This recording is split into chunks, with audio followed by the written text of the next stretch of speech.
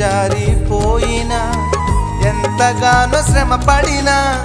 ఫలితమేమి లేకున్నా అనుకున్నవన్నీ దూరమైపోయినా